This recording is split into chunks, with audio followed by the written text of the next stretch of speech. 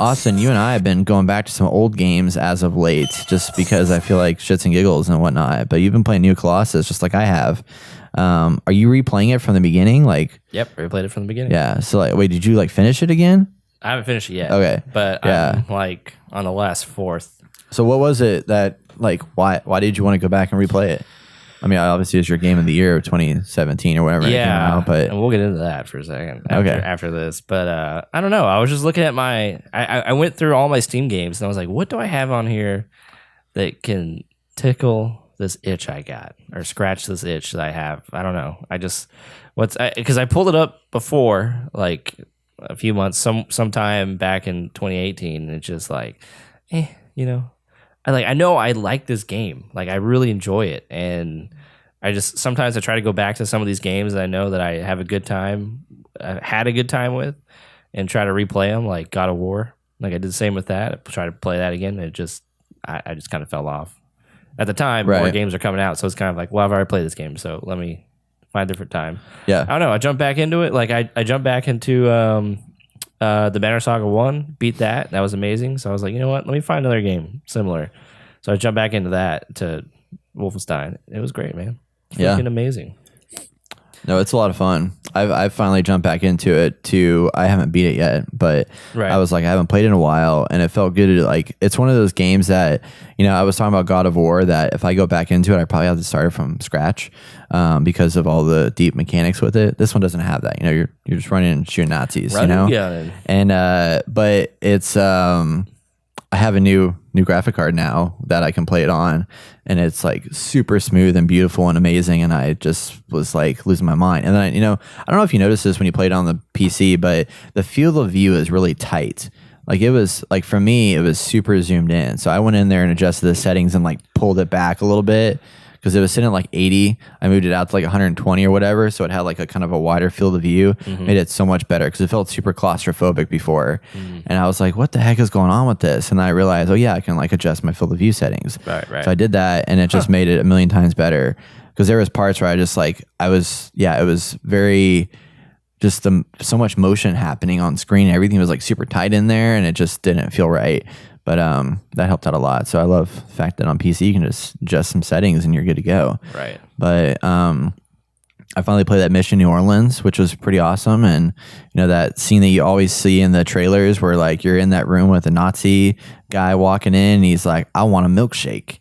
And then he looks at you and he's like, papers. Yeah. And then shit goes down, and Shit goes down. you're then you get on that train down in the like, you have to hijack that train and then go in there and freaking blow up that thing. I forgot what we were blowing up, but you had to basically plant a bomb, nuke, and just like get out of there. Get out of there. And that was freaking crazy. Yep. That was a very cool, epic scene. And but yeah, I like all the mechanics in there. Like there's some stealth mechanics that they throw in there.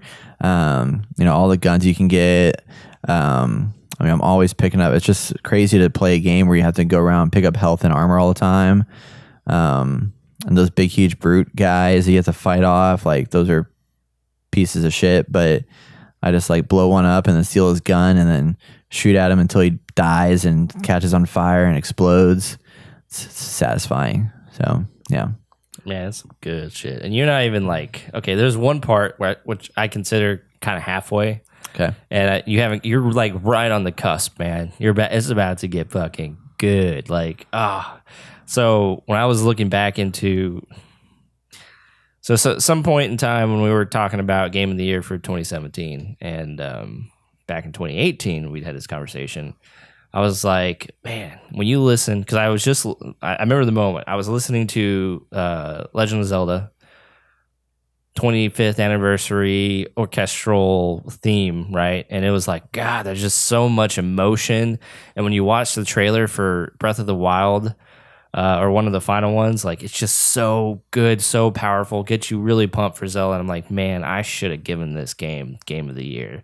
And the only reason I didn't is because I wanted to be a little more diverse in, you know, our game of the year coverage. And so I know, didn't you give Breath of the Wild game of the year? No. I know Luis did. I gave it to 2017. I think. Well, what did I give it to? I don't remember.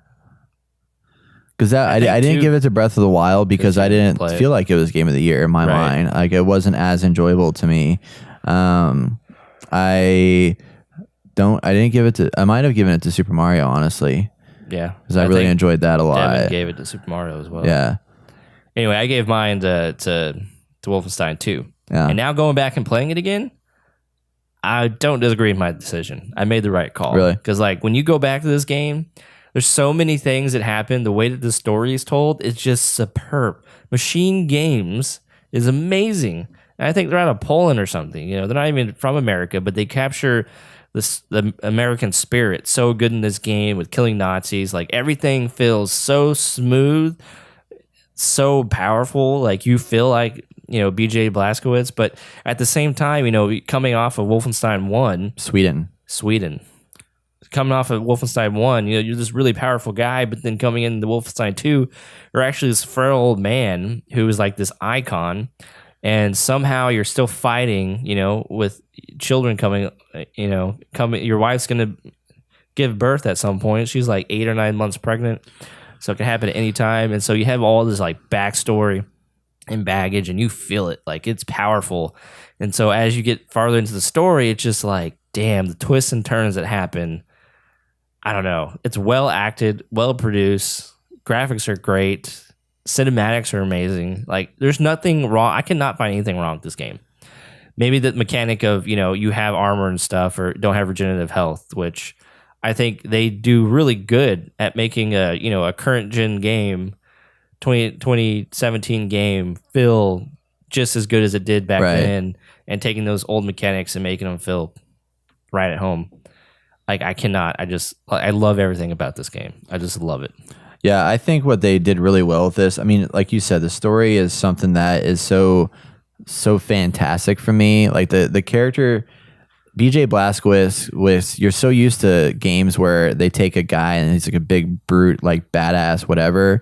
But this one, they humanize him. They make him vulnerable, and he's full of emotion and complexity, and like, you know, he feels for his wife and his kid, and he feels for these people that are around him, and he's like built this family, and he shows his weaknesses a lot.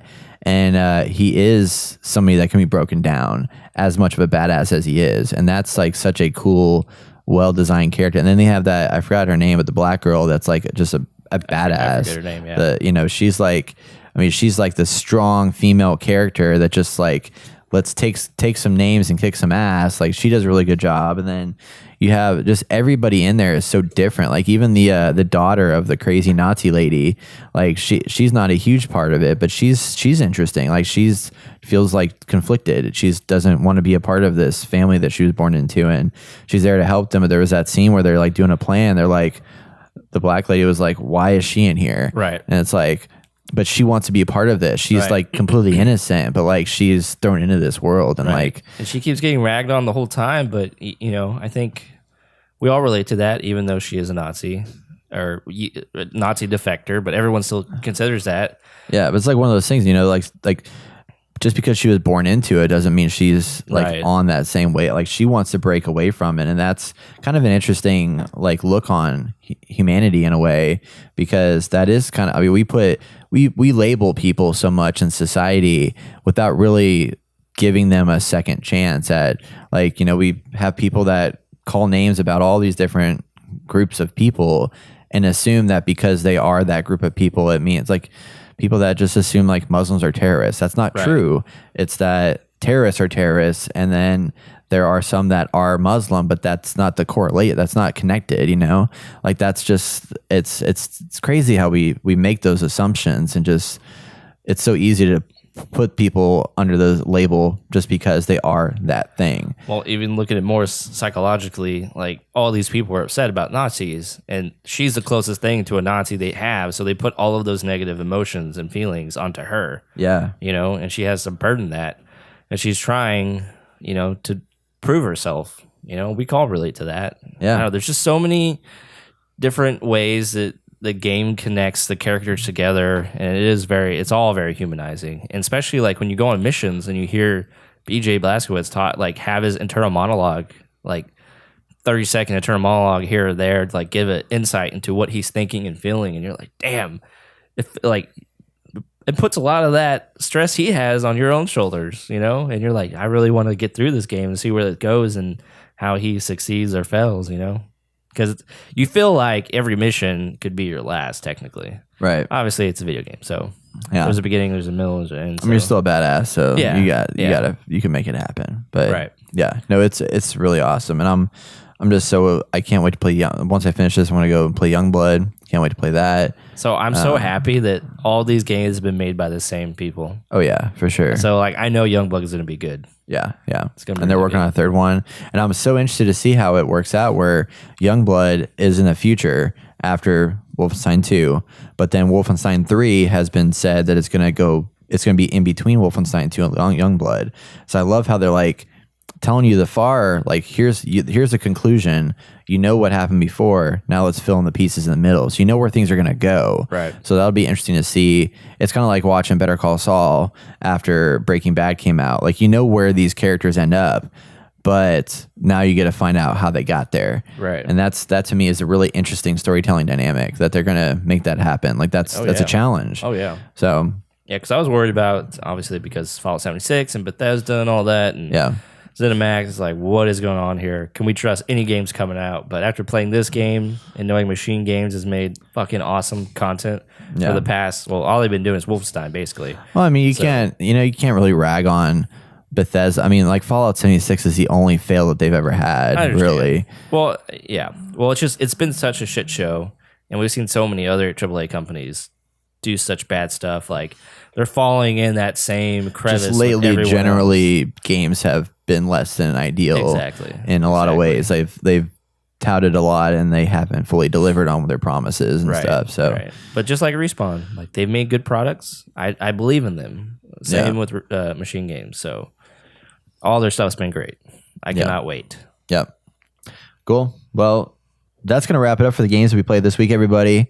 If you want to play some video games with us each and every week, like I want to play some Firestorm with some people in Battlefield 5, or if y'all want to play some Division 2. Yeah, why haven't we done that? We can. I should. Schedule it. We should. Add it in my calendar, man.